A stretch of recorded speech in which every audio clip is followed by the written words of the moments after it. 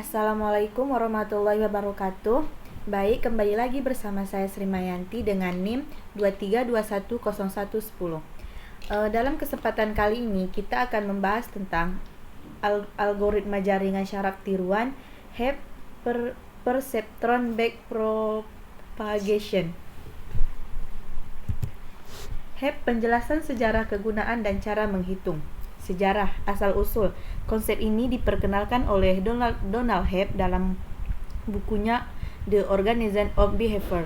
Konsep utama Hebb menyatakan bahwa koneksi antar neuron diperkuat jika kedua neuron aktif secara bersamaan.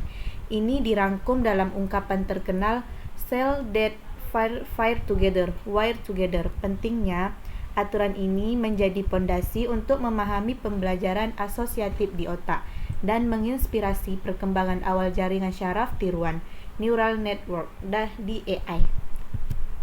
Kegunaannya, neuroscience menjelaskan bagaimana ingatan dan asosiasi terbentuk di otak biologis.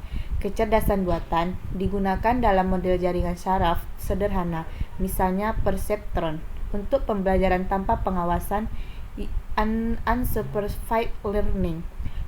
Cognitive science memberikan dasar teoris bagi riset tentang mekanisme belajar manusia. Aplikasi praktis, konsep Hebbian learning digunakan misalnya dalam algoritma clustering dan associative memory, misal Hopper neuron. Cara menghitungnya, aturan Hebb dalam bentuk matematis sederhana.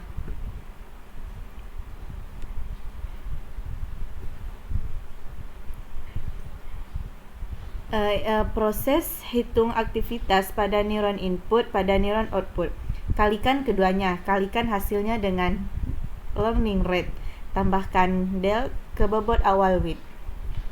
Misal, X sama dengan 1, X sama dengan 1, X sama dengan 1, Y sama dengan 1, Y sama dengan 1, Y sama dengan 1. Maka, sehingga bobot diperbaharui 0 kali 5 tambah 0 kali 1 sama dengan 0,6.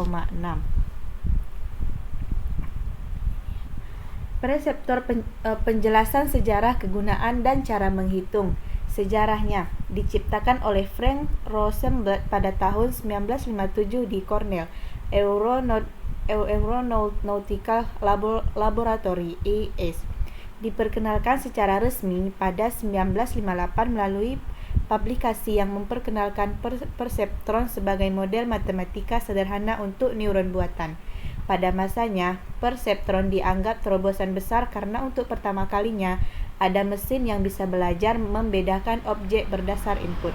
Namun, 1969, Marvin Minsky dan Seymour Papert menerbitkan buku perseptron yang menunjukkan bahwa perseptron tunggal tidak bisa menyelesaikan masalah non-linear seperti XOR yang menyebabkan AI Winter pertama. Kemudian, solusi datang dengan multilayer perceptron (MLP) di tahun 1980-an yang bisa memproses masalah non-linear berkat algoritma backpropagation. Kegunaan perseptron, klasifikasi biner sederhana, memetakan input ke salah satu dari dua kelas 0 atau 1. Dasar neural network menjadi pondasi arsitektur jaringan saraf tiruan modern, MLP, CNN, dan RNN. Pembelajaran supervised model ini adalah contoh sederhana pembelajaran dengan pengawasan supervised learning. Pengenalan pola pada awalnya digunakan untuk tugas pengenalan karakter, pola sederhana, dan sensor visual. Pembelajaran linear mengajarkan konsep dasar klasifikasi linear separable kepada praktisi AI. Ini contoh rumusnya. Backpropagation dari sisi sejarah, kegunaan, dan cara menghitung.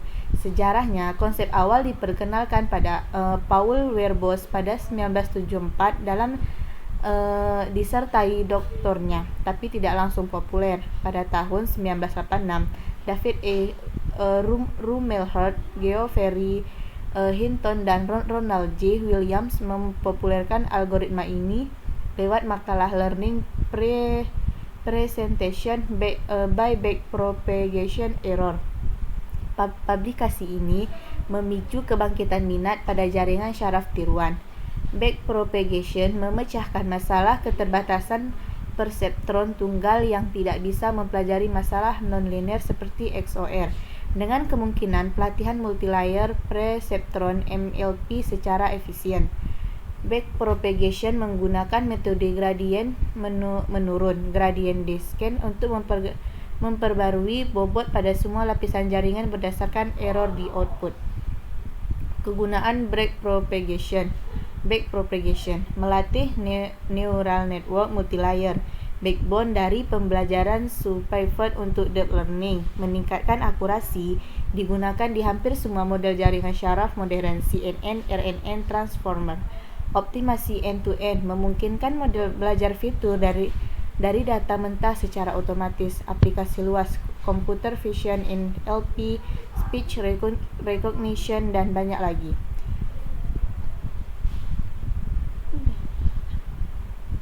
Cara menghitung backpropagation.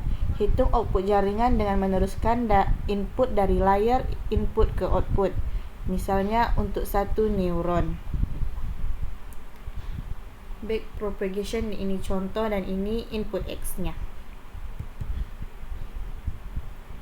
Baik, cukup sampai di